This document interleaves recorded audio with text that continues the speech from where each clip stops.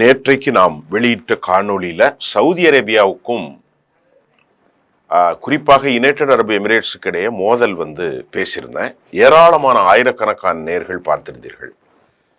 இன்றைக்கு Saudi Arabia அமெரிக்காவினுடைய கோலியேஷனா இருக்கக்கூடிய சவுதியும் யுனைடெட் அரபு எமிரேட்ஸும் நீண்டகால பகைக்கு இது வழிவகுக்குமா? இப்ப நம்ம பார்க்க போறோம்.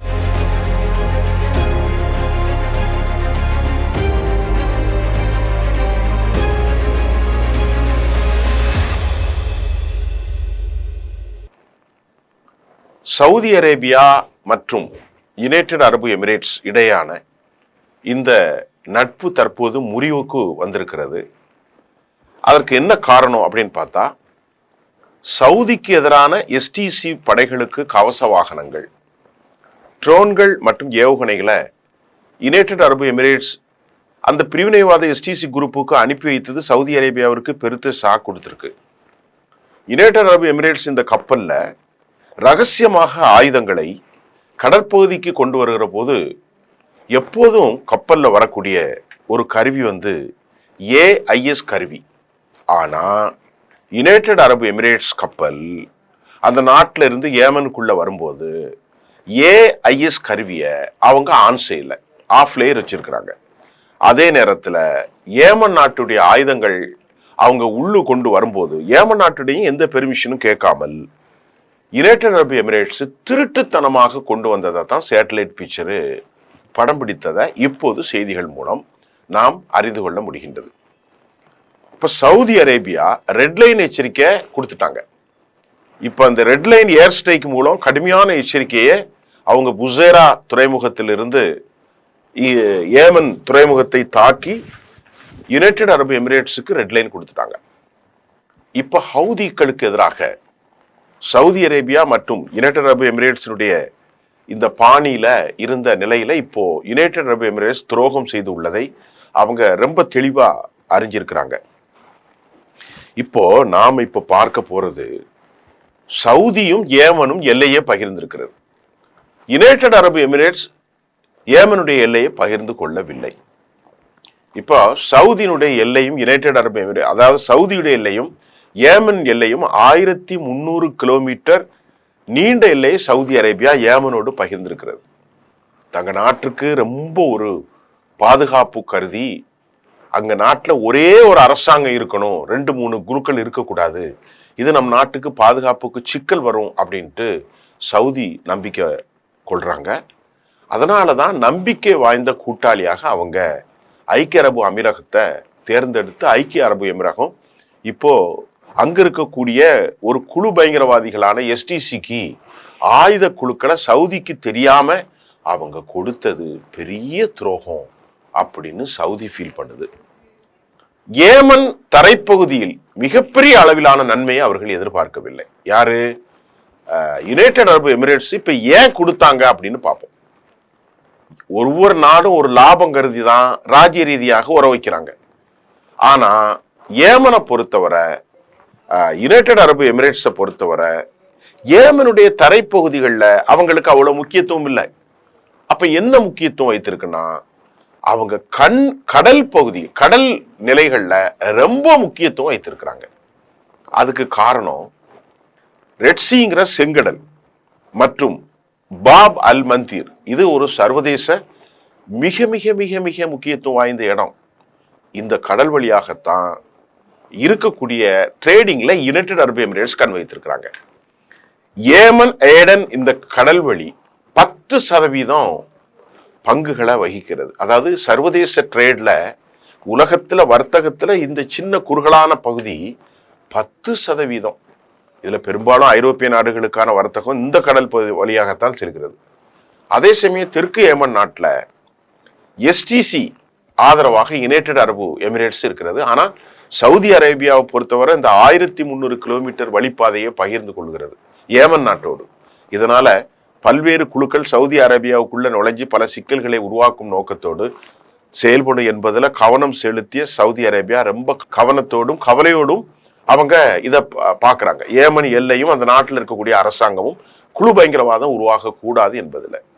ஆனா யுனைடெட் அரபு எமிரேட்ஸை பொறுத்தவரை ஏமனுடனான எல்லையை பகிர்ந்து கொள்ளவில்லை நான் சொல்றேன். யுனைடெட் அரபு எமிரேட்ஸை பொறுத்தவரை கடல்வழி போக்குவரத்து அவங்களுக்கு ரொம்ப ரொம்ப ரொம்ப ரொம்ப ரொம்ப முக்கிய காரணியாக விளங்குகிறது. சவுதி அரேபியா தனது எல்லையை ஏமன் நாட்டின் வடக்கு பகுதியில் பகிர்ந்து கொள்ளும் நிலையில் ஏமனுடைய தெற்கு பகுதியில் தான் அந்த எஸ்டிசி ஆதிக்கம் செலுத்துறாங்க. வடக்கு மற்றும் கிழக்கு பகுதியில் இப்ப எஸ்டிசி நகர்ந்து வருவதை நாம காணலாம்.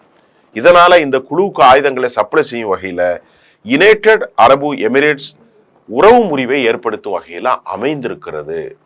இப்போ ஏமனுடைய வடக்கு பகுதியில ஹவுதிகள் இருக்கிறாங்க, கிழக்கு தெற்கு பகுதியில இந்த எஸ்டிசி இருக்கு. இந்த எஸ்டிசி கொஞ்சம் கொஞ்சமா நகர்ந்து சவுதி லைனுக்கு வர்றாங்க. சவுதியினுடைய பார்டரை வடக்கு பகுதியில வர்றாங்க. இவங்களுக்கு ஆயுதத்தை ஏன் கொடுக்குறீங்க அப்படி என்றுதான் இப்போது சவுதி அரேபியா யுனைடெட் அரபு எமிரேட்ஸை தாக்கி துரோகம் அப்படிங்கிற வார்த்தையும் பயன்படுத்திட்டாங்க. நேரடியாக எச்சரிக்கை அல்லாமல் உடனடியாக நீ இடத்த காலி செஞ்சிரு அப்படின்னு யுனைடெட் அரபு எமிரேட்ஸுக்கு அவங்க எச்சரிக்கை கொடுத்துட்டாங்க. எச்சரிக்கை மட்டும் இல்ல, 2 பாயிண்ட சவுதி அரேபியா சொல்லியிருக்கிறாங்க. உடனடியா வெளியேறணும், இது முதலாவது எச்சரிக்கை. 2வது எச்சரிக்கை, ஏமன் நாடு யுனைடெட் அரபு எமிரேட்ஸ் உடனான எல்லை போர் ஒப்பந்தங்களை ரத்து செஞ்சிடணும். நீ என்ன ஒப்பந்தம் ஏமன் நாடு யுஏஇ போட்டாலும் உடனடியா ரத்து செஞ்சிரு அப்படின்னு ஏமனுக்கும் சவுதி அழுத்தம் கொடுத்ததுக்கு காரணம் அந்த அளவிற்கு யுனைடெட் அரபு எமிரேட்ஸ் துரோகம் செஞ்சிருக்கிறதாக சவுதி அரேபியா நம்புகிறது. உலக அளவில மிகப்பெரிய அளவிலான சர்ச்சை எழுந்துள்ள நிலையில இந்த எஸ்டிசி அமைப்பிற்கு எந்த விதத்திலும் உதவி செய்யவில்லை. அவங்க வழக்கம் போல அது மறுக்கத்தான் செய்வாங்க. ஆனா ஏமன் நாட்டில் எஸ்டிசி வலுவான சக்தியாக மாறி வருது. வடக்கு பகுதியில் உள்ள ஹூத் பலவிதமான நடவடிக்கைகள் அதை எடுத்து வருது. அந்த ஹூத்துங்கிறது அது ஒரு சின்ன மோதல் குழு. யுனைடெட் அரபு எமிரேட்ஸ் மற்றும் சவுதி அரேபியா மோதல் ஈரான் மற்றும் ஹவுதிகளை பலப்படுத்தும் வகையில் அமைஞ்சிருக்கு. எப்படின்னு தெரியுமா? சவுதி அரேபியாவும் யுனைடெட் அரபு எமிரேட்ஸும் மோதல் மத்திய கிழக்கு நாடுகள் மத்தியில ஈரான் மற்றும் பல்வேறு அதிகாரத்தை ஏற்படுத்தும். செங்கடல் வர்த்தகம் ரொம்ப முக்கியம் வாய்ந்த ஒன்றாகவும் இதனால பல சிக்கல்களும் தோன்றலாம். இப்ப இந்த பிரச்சனை குறித்து அல் ஜசீரா வெளியிட்டு இருக்கக்கூடிய முக்கியமான செய்தியிலுடைய தமிழாக்கத்தை நான் இப்போ உங்களுக்கு தரேன். கத்தர்ல இருந்து வெளியாகும் அல் ஜசீராவுடைய செய்தியில என்ன சொல்றாங்க அப்படின்னு பார்ப்போம். முஹல்லா துறைமுகத்திற்குள் நுழைந்தவுடன் 2 கப்பல்களும் 80க்கு மேற்பட்ட வாகனங்கள் மற்றும் ஆயுதங்கள் மற்றும் வெடிமருந்துகளின் கொள்கலன்களை எடுத்து செல்வது தெளிவாயிற்று. இப்போ டேங்கர்கள், ட்ரோன்கள், ஏவுகணைகள் எல்லாவற்றையும் எடுத்து எங்க கொண்டு போறான்? எஸ்டிசிக்கு கொடுக்க போறான். யாரு? யுனைடெட் அரபு எமிரேட்ஸ். இவங்க கிளியரா சேட்டலைட் பிக்சர்ல பார்த்துட்டான். இதை சவுதிக்கும் தெரிவிக்காமல் ஏஐஏ கருவியும் சிக்னலையும் பொருட்படுத்தாம ஐக்கிய அரபு அமீரகம் வாகனங்கள், கொள்கலன்கள், எமிரேட்ஸ் பணியாளர்களை கொண்டு அல் ராயன் தளத்திற்கு இதை மாத்துறாங்க. அடுத்த இந்த கப்பல்ல இருந்து வேற ஒரு இடங்களுக்கு மாத்துறாங்க. இந்த இராணுவ நடவடிக்கையின் போது கூட்டணி ஈடுபாடு விதிகளை கடைபிடித்ததாக செய்தி தொடர்பாளர் கூறினார். ஏமன்ல பல பிரிவினைவாதிகளுக்கு ஆதரவளிப்பதாக அபுதாபி மீது சவுதி அரேபியா யுனைடெட் அரபு எமிரேட்ஸ் மீது கடுமையான குற்றச்சாட்டு. ஏமனிலிருந்து தன் படைகளை உடனடியாக திரும்ப பெறுவதாக ஐக்கிய அரபு அமீரகம் அறிவிச்சிட்டு, அப்ப இந்த கூட்டணி சவுதி அரேபியாவுக்கும் யுனைடெட் அரபு எமிரேட்ஸுக்குமான கூட்டணி அப்படியே துண்டு துண்டாயிட்டு. சவுதி அரேபியாவின் ஆதரவோடு தான் யுனைடெட் அரபு எமிரேட்ஸ் தனது படைகளை 24 மணி நேரத்துக்குள் ஏமனிலிருந்து வெளியேற வேண்டும் மட்டுமல்லாமல் ஏமனின் சர்வதேச அளவில் அங்கீகரிக்கப்பட்ட அரசாங்கம் கோரியதை அடுத்து செவ்வாய்க்கிழமை உடனடியாக நேற்று முன்தினம் அறிவிப்பும் வெளியாயிற்று. அறிவிப்பு சவுதியின் மூலம் வெளியேறி ஏமனும் ஒத்துக்கொண்ட பின்பு சில மணி நேரங்களுக்கு முன்பு சவுதி அரேபியா தலைமையிலான அந்த கூட்டுப்படைகள் கோலியேஷன் ஃபோர்ஸ் தெற்கு ஏமன் துறைமுகமான முஹல்லாவை தாக்கி ஏமனில் பிரிவினைவாத தெற்கிடைக்கால கவுன்சிலுக்கு எஸ்டிசிக்கு ஒதுக்கப்பட்ட ஐக்கிய அரபு அமீரகத்துடைய தொடர்பை ஆயுத கப்பலை அழித்து துவம்சம் செய்துவிட்டதாக சவுதி அரேபியாவுடைய ரியாத்தில் இருந்து செய்திகள் வெளியாகிறது. இப்போ இஸ்ரேலுக்கு அச்சுறுத்தலாக இருக்கும் ஹவுதி இருக்கிறாங்க பாருங்க, ஈரானுடைய ஆர்போர்ஸாக இருக்கக்கூடிய ஹவுதி கிளர்ச்சியாளர்களுக்கு எதிராக ஏமனின் சர்வதேச அளவில் அங்கீகரிக்கப்பட்ட அரசாங்கத்தை ஆரம்பத்தில் ஆதரித்த எஸ்டிசி இந்த மாதம் சவுதி அரேபியா ஆதரவு அரசாங்க துருப்புகளுக்கு எதிராக தாக்குதலை தொடங்கியது. தெற்கில் ஒரு சுதந்திர அரசை கூறியது. நல்லா புரிந்து கொள்ளுங்கள். ஏமன்ல ஒரு பகுதியில மக்களால் தேர்ந்தெடுக்கப்பட்ட ஒரு அரசு, கிழக்கு தெற்கு, அதே போன்று வடக்கு பகுதியில ஈரானின் ஆதரவு பெற்ற ஹவுதிகள், அப்துல் மலிக் அல் ஹவுதி தலைமையில எஸ்டிசி ஆரம்பத்தில் எதிர்த்தார்கள். தற்போது அவர்கள் சவுதி அரேபியாவுக்கு எதிராக அந்த குழுக்களை தாக்க ஆரம்பிச்சிட்டாங்க. 1300 கிலோமீட்டர் லேண்ட் எல்லை பகுதிகளை சவுதி பகிர்ந்து கொள்கிறது, ரியாத்தினுடைய எச்சரிக்கைகளை மீறி. இது அதாவது ஹதரல் மவுத் மற்றும் மஹாரா இந்த 2 பிராவின்ஸ் உட்பட சவுத் ஏமனின் பரந்த பகுதிகளுடைய கட்டுப்பாட்டை எஸ்டிசி கைப்பற்றியதுடன், நல்லா கவனிங்க, தெற்கு ஏமன்ல எஸ்டிசி எல்லாம் அது ஒரு குழு, போராளி குழு கைப்பற்றியதோடு இந்த முன்னேற்றம் பல வருட முட்டுக்கட்டையை உடைத்தது. ஹதரல் மவுத் சவுதி அரேபியாவினுடைய எல்லையில இருக்குங்க, வடக்கு பகுதியில, மஹாரா எல்லைக்கும் பக்கத்துல தான் இருக்கு. ஹதரல் மவுத் மற்றும் மஹாரா மாகாணங்கள்ல பிராவின்ஸ்ல ராணுவ நடவடிக்கைகளை மேற்கொள்ள எஸ்டிசி மீது ஐக்கிய அரபு அமீரகம் அழுத்தம் கொடுத்தது குறித்து ஏமாற்றம் அடைந்துள்ளது சவுதி அரேபியா. இவங்க தான் சொல்லியிருக்கிறாங்க. யாரு? எஸ்டி தான். நீங்க சவுதிக்கு எதிரான திட்டத்தை போட்டு எஸ்டிசிக்கு பணத்தை கொடுத்து, ஆயுதங்களை கொடுத்து, டேங்கர்களை கொடுத்து, கன்னை கொடுத்து, ஆர்பிஜியை கொடுத்து, ஏவுகணைகள் எல்லாவற்றையும் கொடுத்ததை கன்ஃபார்ம் பண்ணிட்டாங்க. இனி சவுதிக்கும் யுஏஇக்கும் உறவு கிடையாது. இந்த நடவடிக்கைகள் தனது தேசிய பாதுகாப்புக்கு பெரிய அச்சுறுத்தல். யார் சொல்றா? சவுதி சொல்லிட்டு. இப்ப எமிரேட்ஸ் துருப்புகள் முதல்ல ஏமனுக்கு வந்தன. ஐக்கிய அரபு அமீரகம் 2019ஆம் ஆண்டில் தான் தனது பெரும்பாலான படைகளை வெளியேற்றியது. அரசாங்கத்தால் நடத்தப்படும் தெற்குல ஒரு குறிப்பிட்ட எண்ணிக்கையை மட்டும் விட்டு சென்றார்கள். யாரு?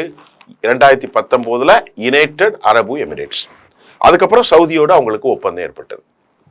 இப்ப சவுதி அரேபியா நேற்று இந்த ஆயுத கப்பல்ல எந்த உயிரிழப்பும் ஏற்படவில்லை. ஏமன்ல இருக்கக்கூடிய சவுதி ஆதரவு ஜனாதிபதி, இப்ப ஏமன்ல ஒரு பக்கம் சவுதி ஆதரவு கவர்மெண்ட் தான் நடக்குது. அவரு பேர் ரஷத் அல் ஆலிமி.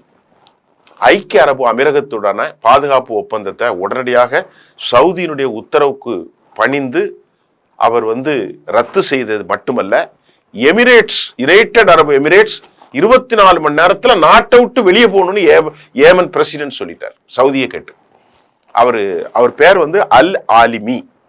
அவர் என்ன சொல்றாருன்னா, இன்டர்வியூல ராணுவ விரிவாக்கத்தின் மூலம் அரசின் அதிகாரத்தை குறைமதிப்பிற்கு உட்படுத்தும் கிளர்ச்சி செய்யவும் யுனைடெட் அரபு எமிரேட்ஸ் எஸ்டிசி தேசவிரோத சக்திக்கு அழுத்தம் கொடுத்தது மட்டுமல்ல, ஆயுதங்களை சப்ளை பண்ணது உறுதிப்படுத்தப்பட்டது என ஏமன் அரசு நியூஸ் ஏஜென்சி தெரிவிச்சு.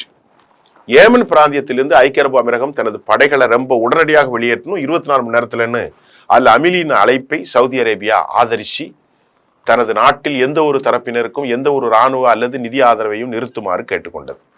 யாருக்கும் இனி ஆதரவு கொடுக்க கூடாதுன்னு ஏமன் கவர்மெண்ட் அல்ல அமிலி கவர்மெண்ட்டுக்கு சொன்னதை உடனே ஏற்று யுனைடெட் அரபு எமிரேட்ஸ் வெளியே போயிட்டாங்க. சவுதி அரேபியா விமான தாக்குதலால் ஆச்சரியம் அடைந்துள்ளதாகவும், கேள்விக்குறி ஏற்றுமதி ஆயுதங்களில் இல்லை என்றும், அவை எஸ்டிசியை விட எமிரேட் படைகளுக்கான என்றும் ஐக்கிய அரபு அமீரகம் கூறியது. எங்க மேல தாக்குதல் நடத்தினது ரொம்ப பெரிய தப்புங்க, நாங்க பெரிய தப்பு செய்யலைங்கிற மாதிரி அவங்க பூசி முழுகிறாங்க. சவுதி அரேபியாவின் பாதுகாப்பை உறுதி செய்வதில் நாங்க உறுதியா இருக்கோம். எங்க நாட்டுடைய நம்பகத்தன்மை, உண்மைகள், தற்போதுள்ள ஒருங்கிணைப்பு அடிப்படையில் பதட்டம் அதிகரிப்பதை தடுக்கும் தீர்வை தேடுவதாகவும் சவுதி தெளிவா சொல்லிட்டாங்க. அந்த மிசைல் அட்டாக்ஸ் குண்டு போட்டதுல எரிந்த வாகனங்கள் ஏமன் துறைமுகத்திலிருந்து கருப்பு புகை எழுவதை ஏமன் அரசு தொலைக்காட்சி நேற்று முன்தினம் அல் அமீலி அது தொலைக்காட்சி காட்டினது. அல் அமீலி என்ன சொல்லிட்டார்னா, அந்த மண்டலத்துக்கு மேல விமானங்கள் பறப்பதற்கு தடை, அனைத்து துறைமுகங்கள் மற்றும் குறுக்கு வெட்டுகளில் ஏமனுடைய கடல் பகுதி தரை முற்றுகையும் 72 மணி நேரம் இருக்கும் என அறிவிச்சிட்டார். எல்லாம் கம்ப்ளீட்டா ஏமன் கவர்மெண்ட்டுக்குள்ள வந்துருச்சு. யாரும் வர முடியாது. 72 ஹவர்ஸ்க்கு அப்புறம் தான் மற்ற கப்பல்கள் வரமாயிடும். எவ்வாறாயினும் புதிதாக கைப்பற்றப்பட்ட பதவிகளிலிருந்து திரும்ப பெறுவது பற்றி சிந்திக்கவில்லை என வலியுறுத்தி எஸ்டிசி முரட்டுத்தனமாக இருக்கிறது. அவங்க இப்போ ஒரு போருக்கு ரெடி ஆயிட்டாங்க. நில உரிமையாளரை தனது சொந்த நிலத்திலிருந்து வெளியேறுமாறு கேட்பது நியாயமற்றதுன்னு இப்போ எஸ்டிசி செய்தி தொடர்பாளர் அல்வர் அல் தமீமி ஏஎஃப்இ செய்தி நிறுவனத்திற்கு பேட்டி அளிச்சிட்டார். நாங்க அந்த நிலத்துக்கு சொந்தக்காரங்களை எங்களை எப்படி வெளியேற்ற முடியும் என்று செய்தி தொடர்பாளர் அவர் தெரிவிச்சிட்டார். நாங்க ஒரு தற்காப்பு நிலையில் தான் இருக்கிறோம். எங்க படைகளை நோக்கி எந்த ஒரு அசைவுக்கும் எங்கள் படை பதிலடி கொடுக்கும் அப்படின்னு அவங்க அறிவிச்சிட்டாங்க. இப்போ யுனைடெட் அரபு எமிரேட்ஸ் திரும்ப பெறுதல் ஏமன்ல ஒரு அன்ஸ்டெபிலிட்டி ஏற்படுத்தும். செல்வாக்கை கொண்டிருக்க வேண்டிய அவசியம் இல்லை. இருந்த போதிலும் யுனைடெட் அரபு எமிரேட்ஸ் படைகள் ஓரளவு இருந்தால் சவால்கள் எழக்கூடும் என்றும் செய்திகள் கூறப்படுகிறது. இப்போ சவுதி அரேபியா ஹவுதி எதிர்ப்பு சக்திகள் இப்பொழுது பிளவுபட்டு திசை திருப்பப்பட்டுள்ளது. ஹவுதிக்கு எதிராகத்தானே இருந்தாங்க. இப்ப அவங்கெல்லாம் சவுதி அரேபியாவும் யுனைடெட் அரபு எமிரேட்ஸ் ஏமனுடைய அரசு எல்லாருமே பிளவுபட்டு இன்றைக்கு ஹவுதிகளுடைய கை ஓங்கியிருக்கிறது. யுனைடெட் அரபு எமிரேட்ஸ் இஸ்ரேலோடு சேர்ந்து திருட்டுத்தனமான உறவை அவர்கள் செய்தார்கள். ஒருவேளை அமெரிக்காவினுடைய யுக்தியாக இருக்குமோ? அமெரிக்கா சவுதிக்கு எதிராக காய் நகட்டலாமோ? அமெரிக்காவினுடைய கையாளாக இருக்கக்கூடிய யுனைடெட் அரபு எமிரேட்ஸ் ஆயுதங்களை அமெரிக்காவினுடைய ஆலோசனையின் பால், ஏன்னா யுனைடெட் அரபு எமிரேட்ஸ் ஒரு முஸ்லீம் கண்ட்ரின்னு சொன்னாலும் யூதனோடு அவர்களுக்கு நல்ல நெருக்கம் உண்டு. இந்த 2 பேரும் தான் அங்க கோலாச்சி கொண்டிருந்தார்கள். இப்போது எந்த விதத்திலும் யுனைடெட் அரபு எமிரேட்ஸோ எஸ்டிசியோடோ சவுதி இல்லை. சவுதி தற்போது தனித்து நிற்கிறது. அப்படி என்றால் வடக்கு பகுதியில் ஆட்சியில் இருக்கும் எந்த பகுதி ஏமன்ல ஹவுதிகளோடு ஈரானோடு சவுதி இனி கைகோர்க்கும். அப்படி கைகோர்க்கிற பொருட்டு வலிமை வாய்ந்த இஸ்ரேலுக்கு அது ஒரு பெரும் சிக்கலை ஏற்படுத்தும்.